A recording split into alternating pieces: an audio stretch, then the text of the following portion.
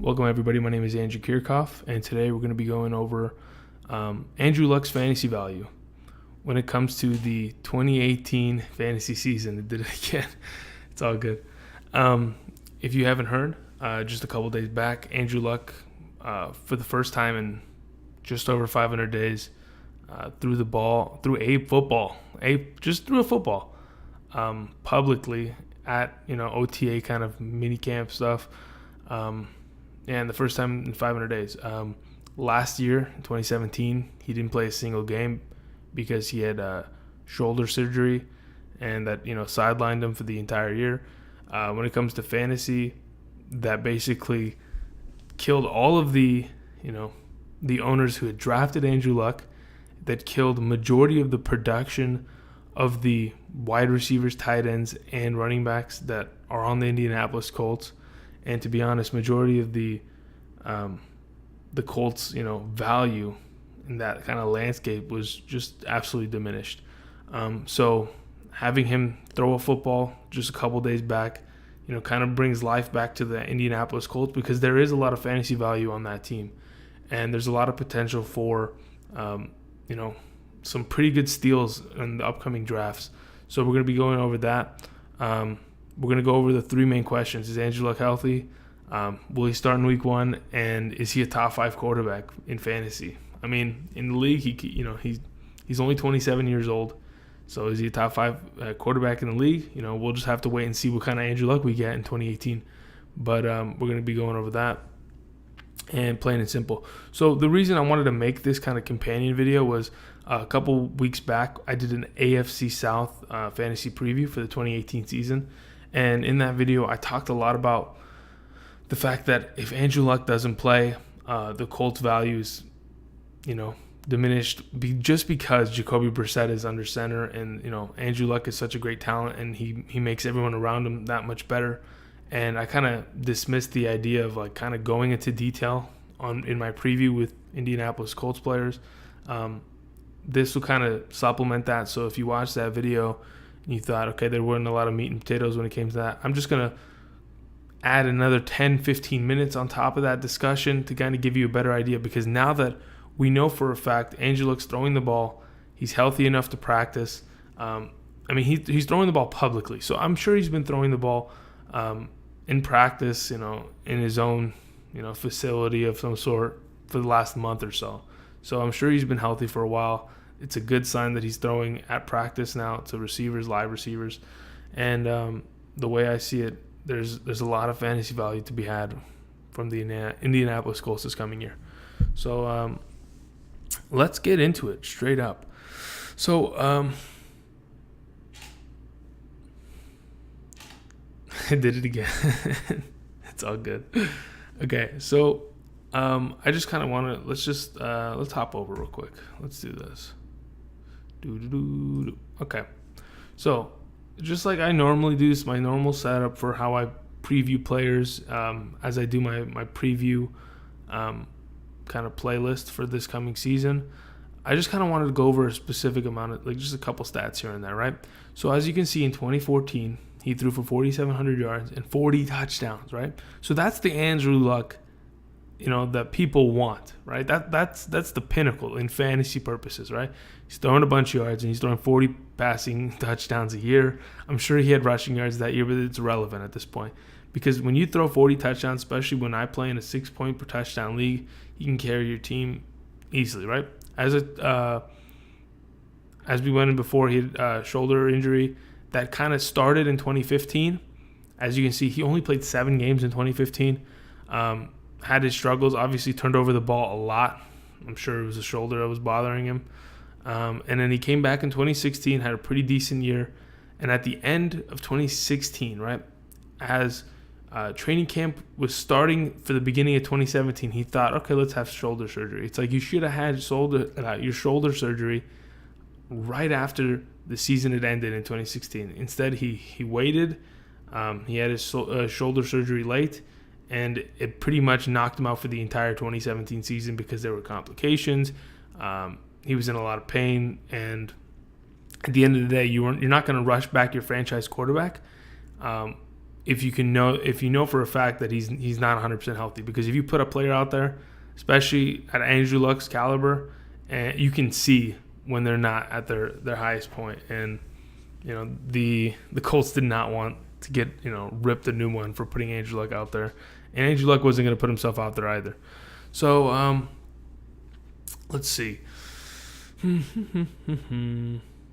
Okay, so in 2016, right, the last year that we saw Andrew Luck play, he was the 4th ranked quarterback in fantasy in the 6-point per passing touchdown league, right? So the last time we saw Andrew Luck play in 2016, in fantasy wise, he was a top 5 quarterback, right? So is he gonna return? Is he gonna produce the same? The way I see it, again, as I said before, he's 27 years old. He's young. He has the potential to come out and produce, right? The weapons around him have never really mattered to the point to where like he needs the best running back in the league. He's not like Ben Roethlisberger per se, right? He doesn't need Antonio Brown. He doesn't need Le'Veon Bell surrounding him.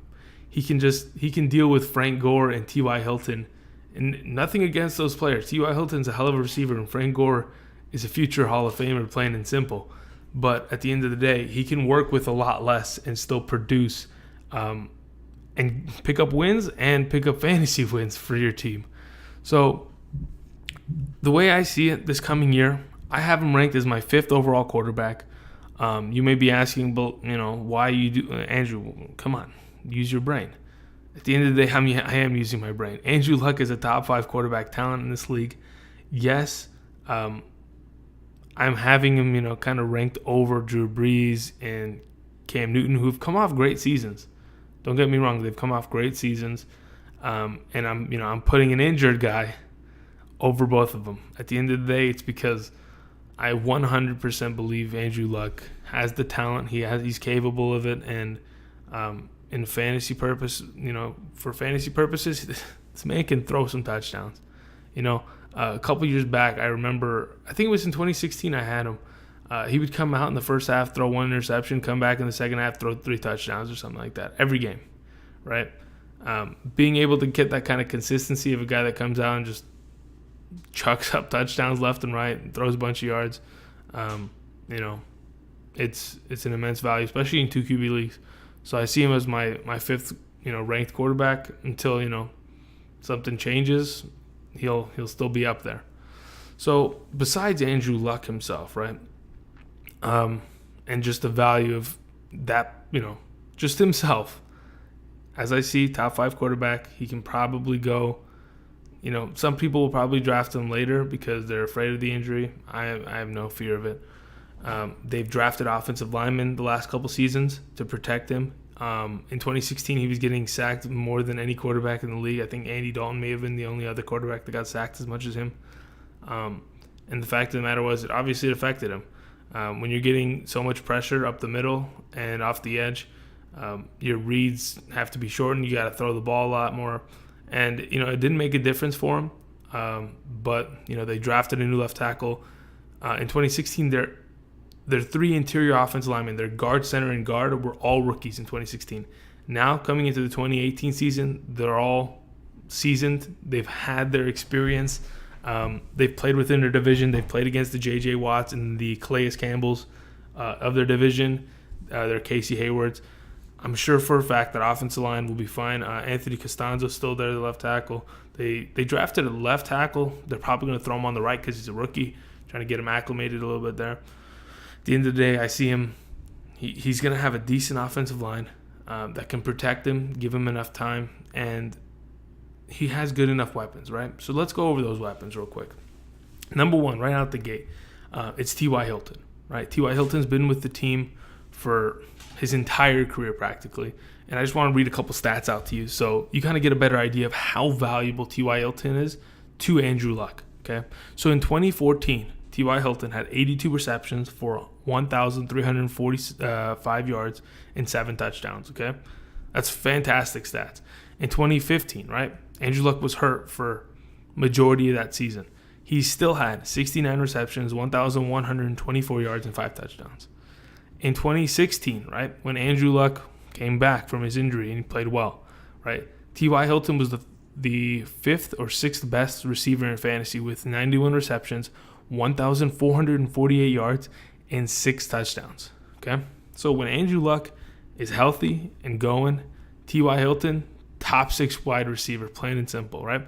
Even last year with Jacoby Brissett under center the entire season.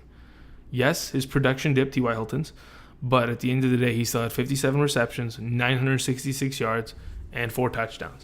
So plain and simple, T.Y. Hilton, great talent. With Andrew Luck under center, he jumps, right? He goes from being a wide receiver, a low-end wide receiver 2, high-end wide receiver 3, to being a top 12 wide receiver, to probably being drafted within the first 4 rounds of your draft, especially if it's, I don't really trust him in a PPR situation. He's not like Jarvis Landry, like I talked about yesterday. He's not a reception guy. He's just a deep threat that is Andrew Luck's favorite target, plain and simple, right? Now, other than T.Y. Hilton, who in my opinion is, as long as Andrew Luck stays healthy, he is extremely valuable. As soon as Andrew Luck's health kind of dips, start trading T.Y. Hilton's, right? The way I see it, other than T.Y. Hilton, they signed Ryan Grant from the Redskins, irrelevant, because at the end of the day, Andrew Luck has never really had 2 top receivers. Dante Moncrief was there a couple years back, and still Dante Moncrief went through his injury process. And I was looking at stats, and I saw that every year T.Y. Hilton was the only receiver over 1,000 yards, obviously, but every other receiver was at like 500, 400, 300 yards, right? So Andrew Luck's always only used one target. It's T.Y. Hilton. He's going to get the bulk of the targets. He's going to get bulk of the receptions and touchdowns. But, Andrew Luck likes to spread the ball a little bit, right? But that's mainly to his tight ends. So we're going to go over Jack Doyle right now. So last year, okay, with Jacoby Brissett, right? With Jacoby Brissett under center, Jack Doyle in 2017 had 80 receptions, 690 yards, and 4 touchdowns, right? Which is extremely good. He was a top 10 tight end. This year, with Andrew Luck healthy, I have him ranked at like the 8th tight end, because Andrew Luck loves his tight ends. When he came into the league, they had Dwayne Allen and they had Colby Fleener for Andrew Luck. They had 2 tight ends set ready for him to throw the ball. A couple years back in 2016, they had Jack Doyle and they had Dwayne Allen, both on the same team, 2 tight ends, but they both combined for over 1,000 yard receiving. They both had over this is a combined total of 1,000 yards receiving, 11 touchdowns, and upwards of 90 receptions, right? So the way I see it, there's always been an Andrew Luck tight end kind of combination that he's been comfortable with, plain and simple. The way I see it, they have Jack Doyle.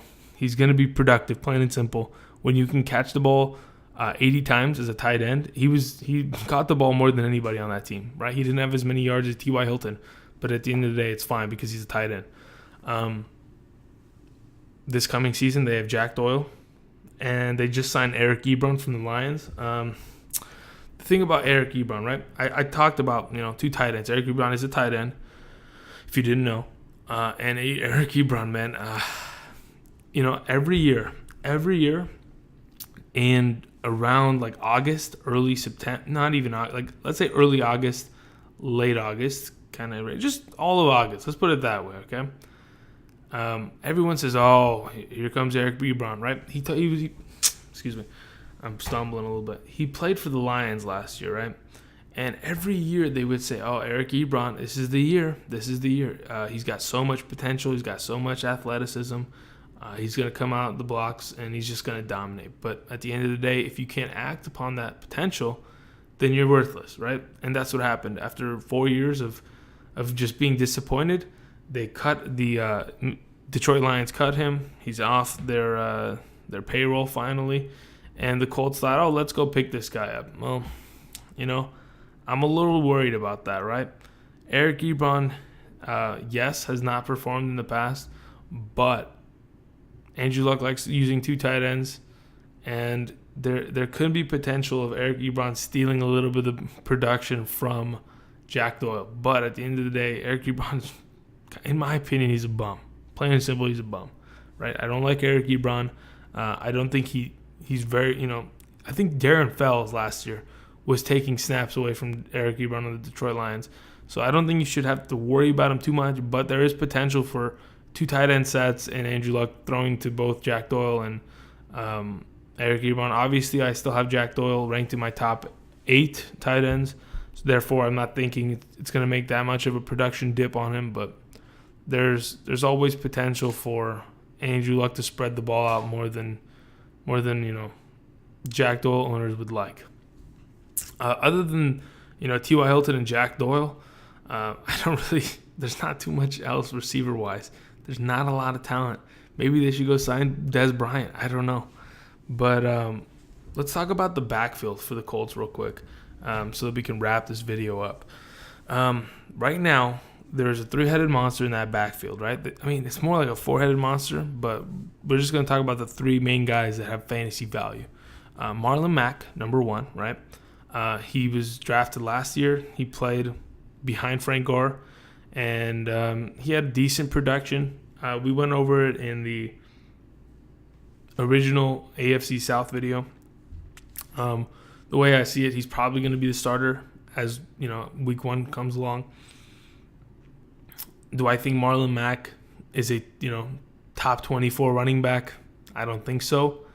Frank Gore almost broke 1,000 yards last year for the Colts, but the way I see it, I think they drafted running backs for the Colts in order to kind of not have to give the ball to Marlon Mack 20 times a game. So Marlon Mack, does he have value? Sure. Maybe has a RB3, I guess. It just depends. Let's see how OTAs turn out, because there are 2 guys behind him that they're coming and they're viable to take his spot. So let's go over Nyheim Hines, right? Rookie, just drafted in the 4th round this year. Okay, so there's a lot of buzz going around about him in OTA as training camp starts, right? So he's already been named the punt and kick returner. He is a running back, right? In college, he was a track runner, 4x100. In the NFL Combine, he was the fastest running back in the draft, running a 4.39 40-yard dash. He said that was his slowest time he's ever run. He said he ran a 4.31 a couple weeks prior to the draft. So, I mean, how fast can this guy really be? He used to play wide receiver. Let me see. What team did Nyheim Hines play for? If I'm not mistaken, I got it. There it is, North Carolina. Okay. So at North Carolina, he was pretty much ripping it up, right? So let's go back here. Okay. So again, at North Carolina, he was a track runner. Okay. He still, was a returner at North Carolina doing punt and kick returns. He was a receiver that turned into a running back, right? So he was recruited as a receiver to North Carolina, and then they decided, we're going to make you into a running back. He was a 4th-round pick again, the fastest running back in the NFL Combine this past season. He caught the ball out of the slot this last season in North Carolina 70 times, right? So Nyheim Hines, yes, he's a running back, but he has the ability to catch the ball out of the backfield. He's fast. Plain and simple, he's fast, right? Having ran track, he's a speed demon, and he can play slot. Right, so having a Swiss Army knife like this, right? He can play special teams, he can play running back, he can play receiver. That gives Andrew Luck another great weapon that they can use within that offense. And I wouldn't say Nyheim Hines is going to be the starting running back come week 1, but just keep an eye out on him. If you play in a dynasty league, perhaps take a chance, right? They do have Jordan Wilkins out of, the college names are, I think it was Ole Miss. He played for Ole Miss last season, right? He had a pretty decent season, Jordan Wilkins. He was drafted, I think, in the 6th round by the Colts. Another running back that, that has potential. They're all talented. Let's not get this wrong, right? Marlon Mack's talented. Hines is talented, and so is Jordan Wilkins. But I like Hines because of his flat speed, right? Just flat out you can't teach speed, especially when you're 22 years old and you're getting in the NFL. No one's going to teach you. You can't. It's impossible, right? You either have it or you don't, right? And having that kind of versatility on top of it, being able to be a returner, receiver, and a running back all in one, it makes it easier for the Colts to find places for Hines to play. At the end of the day, I still see Marlon Mack leading this backfield. I did earlier say it's a four-headed monster. There is Ryan Turbin, if I'm not mistaken, in this backfield. He's kind of used as like a fullback, or he like poaches like goal line carries, like 1 yard out. It's kind of stupid. They shouldn't even have him on the roster. They've drafted 2 young running backs. They should probably cut him. Just my opinion. But yeah, so to go over it overall, just kind of review it again. Andrew Luck is going to be a top 5 quarterback in my opinion. Even coming off this injury, I still believe in Andrew Luck. I think he wouldn't, rush himself back so early if he wasn't prepared. He's probably been throwing for the last couple months, so he's pretty comfortable. I doubt we see him in preseason play. T.Y. Hilton's value has gone to a top 12 situation where he is going to be a wide receiver 1 without a doubt. He's going to post numbers like 1,300 receiving yards, 6 touchdowns, and 80 receptions. You're going to see that this coming season. Jack Doyle is going to be a great tight end 1. Low-end tight end 1, sure. I always preach top 5 tight ends, but, low-end tight end 1. The backfield, yes, Marlon Mack has talent, but Nyheim Hines, guys, remember this name. There's a lot of potential there. Yes, we talked about Eric Ebron's potential and not acting upon it, but this kid, I'm telling you, if put in the right spot, will be a dynamic player that you're going to wish you picked up off waivers or in the last round of your draft. Just take a little gamble if you've got a deeper bench. And, other than that, I want to thank everybody for watching. Plain and simple, the Colts, they're a different team with Andrew Luck.